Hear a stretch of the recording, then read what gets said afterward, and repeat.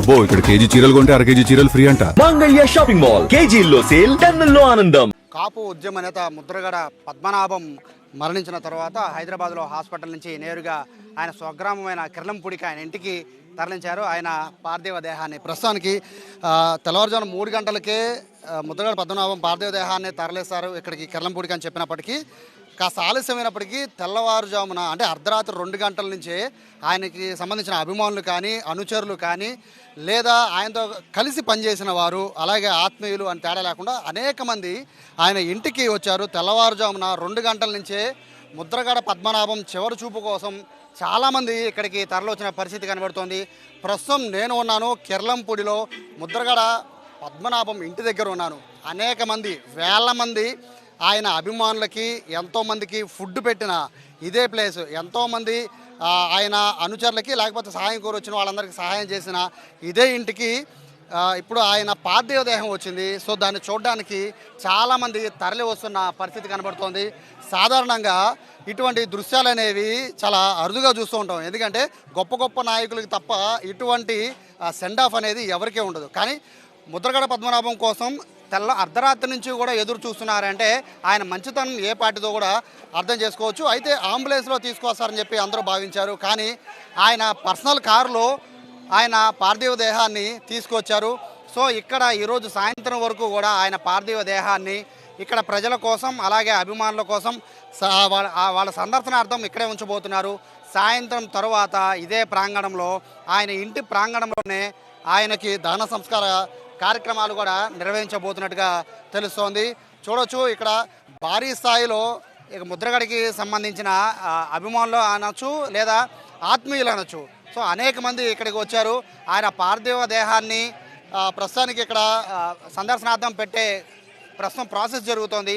ఆ ప్రాసెస్ కోసం ఎంతమంది తలో చెయ్యి వేస్తున్నారో కూడా చూడొచ్చు. ఇదంతా కూడా ఆయన మంచితనంగానే భావించాలి, ఎందుకంటే ఇక్కడికి వచ్చిన వాళ్ళు ఎవరికి కూడా ఆయన ఖాళీ కడుపుతో పంపించిన దాఖలాలు ఇవ్వని అనేక మంది చెప్తూ ఉంటారు. సో ముద్రగడ ఇంటికి వస్తే చాలు ఏ సమస్య పరిష్కారం అవుతుందనే ఫీలింగ్తో చాలామంది ఉంటూ ఉంటారు. అటువంటి ముద్రగడ ఇప్పుడు ఆయన ప్రాణాలతో లేరు అనే విషయాన్ని చాలామంది జీర్ణించుకోలేకపోతున్నారు. ప్రస్తుతానికైతే ఆయన పార్థివ దేహాన్ని నేరుగా ప్రజల సందర్శనార్థం కంటే ముందు నేరుగా ఇంట్లోకి తీసుకువెళ్తున్నారు. ఇంట్లోకి తీసుకువెళ్ళిన తర్వాత హాల్లో ఆయన పార్థివ దేహం ఉంచిన తర్వాత ప్రజల సందర్శనార్థం బయటికి తీసుకురాబోతున్నట్టుగా కూడా తెలుస్తోంది. నేరుగా కార్ అయితే లోపలికి వచ్చేసింది. చూడొచ్చు అభిమానుల ఒక విధంగా చెప్పాలంటే ఒక శోక సందర్భంలో ఉన్నారని చెప్పుకోవచ్చు. అందరూ కూడా ఇక్కడ ఉన్న వాళ్ళందరూ పరిస్థితిని ఒకసారి మనం చూడొచ్చు. కొంతమంది అయితే ఏడుస్తున్న పరిస్థితి, తమ అభిమాన నాయకుడు లేడు అనే విషయాన్ని చాలామంది జీర్ణించుకోలేని పరిస్థితిని మనం ఇక్కడ చూస్తున్నాం. పూర్తిగా కంటతడి పెడుతున్నారు. కేవలం ఇది ఇక్కడ అంటే జస్ట్ ఆయన ఒక సామాజిక సేవ చేస్తాడనో లేకపోతే ఒక కాపు ఉద్యమాన్ని నడుపుతాడనో కాదు, ఆయన ఒక గొప్ప నాయకుడిగా ప్రొజెక్ట్ అయిన ప్రదేశం ఇదే ప్రాంతం నుంచి, అంటే ఇదే కిర్లంపూడి నుంచి, ఇదే ప్రతిపాడు నుంచి ఆయన అనేక పోరాటాలు అనేక ఉద్యమాలు నడిపింది కూడా ఆయన ఇక్కడి నుంచే. సో భావోద్వేగం అనేది సహజంగా వస్తూ ఉంటుంది, కానీ ఆపుకోలేని భావోద్వేగం అయితే ఇక్కడ మనం చూస్తూ ఉన్నాం. ప్రస్తుతానికైతే ఒక్కొక్కరుగా అభిమానులు అయితే అర్ధరాత్రి నుంచి ఎదురు చూస్తున్నారు ఆయన్ని కడసారి చూడడానికి. కానీ ఇక్కడ పరిస్థితి చూస్తూ ఉంటే పూర్తిగా ఇప్పుడే మొత్తం ఈ ప్రతిపాడికి సంబంధించి అనేక చోట్ల మొత్తం అంతా కూడా భారీ ఎత్తున ఆయనకి ఫ్లెక్సీలు వెలిసాయి, ఆయనకు నివాళులు అర్పిస్తూ ఫ్లెక్సీలు వెలిసాయి. మరోవైపు పూర్తిగా అన్ని షాపులు కూడా స్వచ్ఛందంగా బంద్ కూడా పాటిస్తున్న పరిస్థితిని కూడా మనం చూస్తున్నాం. నిజంగా చాలా బాధాకరం. ఇటువంటి నాయకుడు కోల్పోవడం అనేది నిజంగా ఇది కేవలం కాపులకనే కాకుండా ఒక నిస్వార్థమైన నాయకుడిని కోల్పోవడం అనేది నిజంగా ఆంధ్రప్రదేశ్కి సంబంధించిన ప్రజలు కూడా ఇది ఒక తీరని లోటుగానే భావించాలి. ప్రస్తుతానికైతే అన్ని ఏర్పాట్లు అనేవి దగ్గరుండి ఆయనకు సంబంధించిన ఆత్మీయులు అయితే దగ్గరుండి అన్ని కార్యక్రమాలు చూస్తున్నారు. నేరుగా వాళ్ళ అబ్బాయే ఇక్కడికి వచ్చారు. సో ప్రస్తుతం చూస్తున్నాం పార్థివ దేహాన్ని అయితే ప్రస్తుతానికి ఇంట్లోకి తీసుకెళ్లారు. అక్కడి నుంచి నేరుగా ఇప్పుడు మనం చూస్తున్న ఈ ప్లేస్కి తీసుకురాబోతున్న పరిస్థితి చూస్తున్నాం. సో ముద్రగడ పద్మనాభం అనేది ఆయన ఒక బ్రాండ్గా మారడానికి కూడా ప్రధాన కారణం కేవలం కాపు ఉద్యమం మాత్రమే కాదు, ఆయన ప్రజల కోసం, అంటే ఆయన నమ్మిన ప్రజల కోసం ఆయన ఎంత దూరం అయినా వెళ్తారు అనేది ఇక్కడ ఎవరిని అడిగినా కూడా చెప్తారు. సో అటువంటి ఆయన పేరు సంపాదించారు అంటే అది నిజంగా మామూలు విషయం కాదు. అతి కొంతమందికి మాత్రమే, ఆంధ్రప్రదేశ్లో అతి కొద్ది మందికి మాత్రమే అటువంటి పేరు వచ్చింది. ఎంత దూరమైనా వెళ్తారు, అవసరమైతే ఆయన జేబులో రాజీనామా లెటర్ పెట్టుకుంటారు తమ వాళ్ళకి అన్యాయం జరిగితే అనేది అంత పేరు వచ్చింది. నిజంగా చాలా బాధాకరమైన విషయంగానే దీన్ని భావించాలి. సార్ ఏంటి, ఎలా ఉండేవారు ముద్రగడ పద్మనాభం గారు ఇక్కడ ఉన్న ప్రజలతో? పద్మనాభం గారితో మాకు దగ్గర నాకు 73, ఆయనకి 73. చిన్నప్పటి నుంచి ఆయనతో నేను బాల్యమిత్రుని, స్నేహితుడిని. ఆయన రాజకీయంగా అడుగు పెట్టిన తర్వాత స్ట్రైట్ ఫార్వర్డ్ మనిషి. ఆయన నీతిగా నిజాయితీగా ఉండాలనే దృష్టి ఉన్న మనిషి. ఒక పార్టీలో ఉన్నాడు అంటే ఆయన మళ్ళీ ఇంకో ఏమైనా మారాలనుకుంటే 5 సంవత్సరాలు పూర్తి చేసి అన్ని క్లియర్ చేసి బయటకు వచ్చేవాడు తప్ప మధ్యలో వెళ్ళిపోవడం, మధ్యలో రావడం అనేది ఆయన చరిత్రలో లేదు. ఆయన బీద ప్రతాపమని బీదలకి, వెనకబడిన వర్గాలకి బాగా చేసేవాడు. ఆయన చేసిన పదవి చాలా న్యాయం చేసేవాడు. ఆయన ఫస్ట్లో ఏ మంత్రి పదవి చేసినా ఉమ్మడి రాష్ట్రాల్లో 2 రాష్ట్రాలకి మంత్రి పదవి చేశాడు. 2 రాష్ట్రాల్లో 4 పోర్టుఫోలియోలు చేశాడు. 2 రాష్ట్రాలు కలిసినప్పుడు ఎంపీ చేశాడు. ఆయన 2 రాష్ట్రాలకు ఉన్నతమైన పదవులు చేసి, ఉన్నతమైన కార్యక్రమాలు చేసి, ఎంతో డెవలప్మెంట్ చేసి, నీతిగా నిజాయితీగా ఇప్పటివరకు వెళ్ళాడు. మేము కిల్లంపూడిలో ఆయన అనుసరులుగా ఒక 50-100 మంది ఉంటాం. ఆయన చెత్త చచ్చిపోయి బతికిపోయి మనుషులు. మేము నిస్వార్థంగా తిరిగాం, ఆయన నిస్వార్థపరుడు.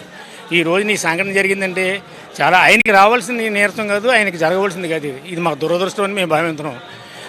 యాక్చువల్గా ఈ రోజుల్లో చాలా మంది ఇళ్ళకి వెళ్ళి భోజనాలు పెడుతున్నారు, కానీ ఆయన ఆ రోజుల్లోనే వచ్చిన వాళ్ళందరికీ భోజనాలు పెట్టేవారు. 1978, 79 ఆ టైంలో ఎక్కడే ములిగిపోయినా అప్పుడు కూడా వంటలు చేసి సీమూసులు ఒకటి ఇట దీవిల్లో ఒకసారి ఉప్పెన వచ్చింది.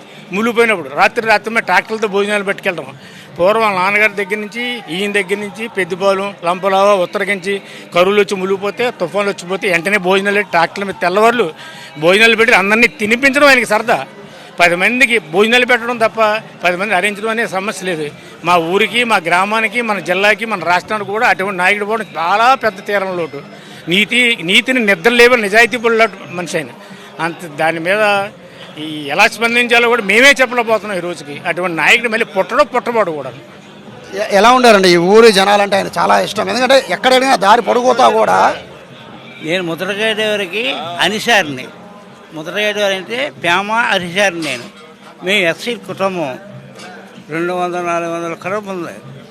ఆయన అడుగులో జాలలో నడిచి ప్రయాణం చేసి ఆయన ఎక్కడికి వెళ్ళమంటే అక్కడికి వెళ్ళడం, రావడం, పోవడం కూడా నడుము కొట్టుకుని బిక్కట్టుకుని ఆయన ముందు నెట్టి వెనకాల 10,000-20,000 జనం పరిగెట్టకు వచ్చింది. అంత అలాంటి నాయకుడు మనకి ఈ టైంలో 70 అంటే మాకు చాలా లోకు అమాయకపు డాక్టర్లు మోసం చేశారు, నాయకులు మోసం చేశారు.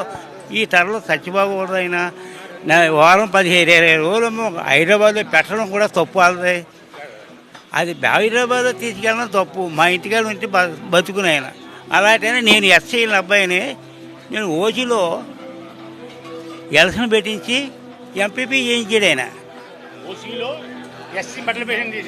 నేను పొలం మీద తిరుగుతాను. నేను పొలం మీద తిరిగి అదేవుదు ఏ పని చేస్తావు, నేను సరదాగా ఉంది బాబు ఎంపీటీసీ పెడతాను అన్నాను. వద్దు నేను పెట్టానంటారే ఉన్నవాళ్ళు అవి కుదరదు. బెబిల్ని మానేన మాత్రం ఎంపీటీ పెడతాను. పెట్టించి గెలిపించుకొని ఏమేములు కాపులతో దెబ్బలాడి నన్ను మండపెట్టి ఎంపీటీసీలోని మండపెట్టి చేయించాడంటే అలా నాయకుడు మన జిల్లాలో లేడు, రాష్ట్రంలో లేడు. మరి ఎంత ఇదైన ఎత్తికట్టు ఆ నాయకుడు ఎలాంటి మనిషి చూడు. ఈ తూర్పుగోదావరి జిల్లా కాదు, పశ్చిమ గోదావరి కాదు, ఏ గోదావరిలోకి వెళ్ళినా ఆయనకున్న ధీమం అంటే గౌరవం ఎవరికి కూడా లేదు. మరి మా దరిద్రత్వం మంచిది కాక మా ప్రాణాలు పోయేప్పుడు అలా సరిపోయేప్పుడు ఆయన ఒక నిర్ణయం తీసుకున్నాడంటే ఇంక ముల్లోకాలు లేకపోయినా వెనకడిగేయడం అనే సమస్య లేదండి.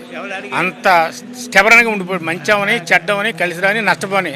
అలాగే ఆయన నిర్ణయాలన్నీ అలాగే తీసుకుని ఆయన ఉద్యమాలన్నీ అలాగే ముందడుగు వెనకడుగు లేకుండా అన్ని ఉద్యమాల్లోనూ సక్సెస్ అయ్యాడండి. ఇది ఫెయిల్ అయ్యిందనేది ఇది ఈ రోజుకి లేదు. యాక్చువల్గా అందరూ కూడా ముద్రగడ పద్మనాభం అంటే జస్ట్ ఒక కాపు ఉద్యమ నేత అనుకుంటారు, కానీ ఇక్కడ ఈయన చూస్తుంటే అర్థమైపోయింది అన్ని సామాజిక వర్గాలకు న్యాయం చేయాలంటే ముందు నాయకుడిగా నిలబడాలి, నాయకుడిగా అండగా ఉండగలిగితేనే చేయగలరని చెప్తున్నారు. ఒక ఓసీ ఉన్న ప్లేస్లో ఒక ఎస్సీని నిలబెట్టాలి అని ఆయన సంకల్పించుకొని పెద్ద పెద్ద వాళ్ళతో గొడవాడి మరి ఆయన్ని ఎంపీపీని చేసిన చరిత్ర ఉంది. చాలా తక్కువ మందికి మాత్రమే తెలుసు.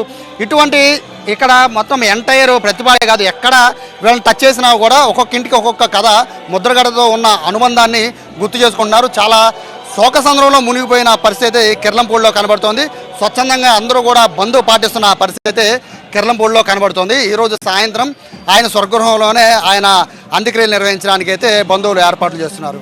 కెమెరా పర్సన్ వినయ్తో సాయి, సుమన్ టీవీ, కిర్లంపూడి నుంచి.